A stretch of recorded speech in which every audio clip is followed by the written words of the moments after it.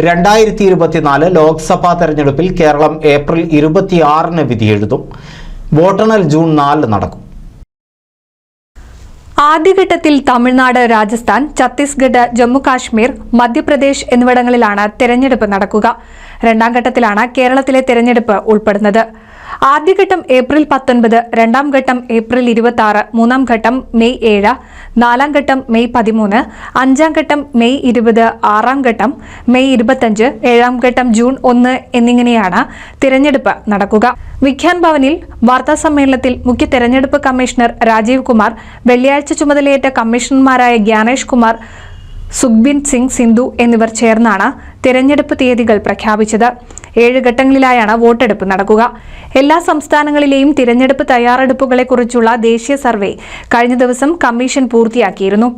7 ഘട്ടങ്ങളായിരിക്കും ഇക്കുറിയും വോട്ടെടുപ്പ്. തെരഞ്ഞെടുപ്പിന് രാജ്യം പൂർണ്ണ സജ്ജമെന്ന് മുഖ്യ തെരഞ്ഞെടുപ്പ് കമ്മീഷണർ പറഞ്ഞു. 17ാമത് ലോക്സഭ കാലാവധി ജൂൺ 16-ന് അവസാനിക്കും. എല്ലാ തിരഞ്ഞെടുപ്പും പുതിയ പരീക്ഷയാണെന്നും രാജ്യത്ത് ആകെ 97 കോടി വോട്ടർമാരാണുള്ളതെന്നും രാജീവ് കുമാർ പറഞ്ഞു. രാജ്യത്താകെ 96.8 കോടി വോട്ടർമാരാണുള്ളത്.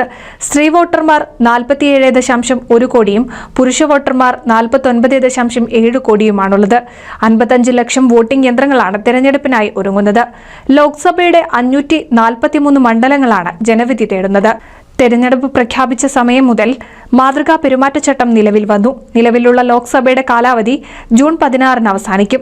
ആന്ധ്രാപ്രദേശ്, അരുണാചൽ പ്രദേശ് എന്നീ സംസ്ഥാന നിയമസഭകളിലേക്കുള്ള തെരഞ്ഞെടുപ്പ് തീയതികളും കമ്മീഷൻ പ്രഖ്യാപിച്ചു. News desk NCV.